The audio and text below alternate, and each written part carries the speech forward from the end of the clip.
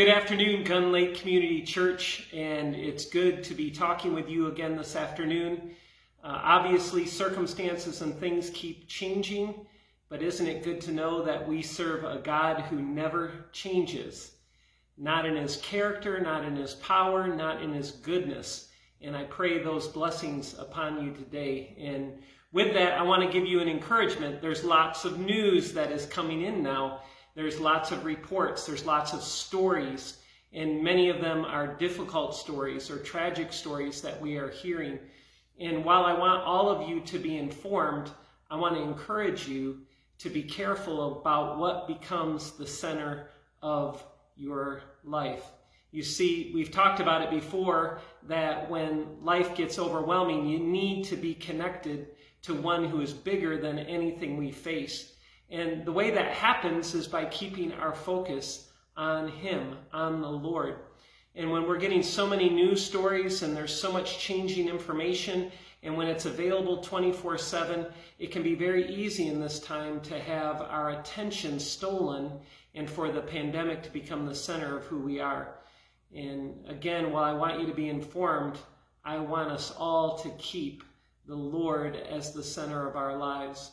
And I'm reminded of the goodness and the greatness of God in Psalm 121 in verses 1 and 2, where it says, I lift up my eyes to the mountains. Where does my help come from?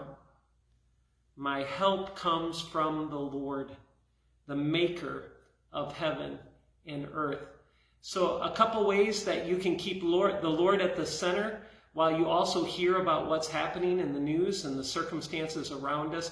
But a couple of ways. First, listen to worship music. Put on your favorite songs. They will center you on our awesome and great God. Secondly, read scripture.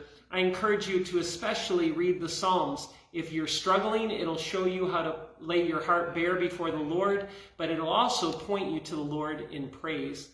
And then thirdly, I want to invite you to take anything that's on your heart and I want you to lift it to the Lord in prayer and to invite his goodness into your life. I know he will answer every prayer that we offer him.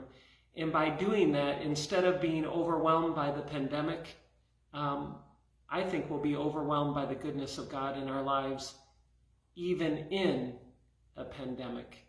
So be encouraged. Keep reaching out to those you love or people that God puts on your heart. Let's keep encouraging each other as a people of hope. And God bless you. Have a great week.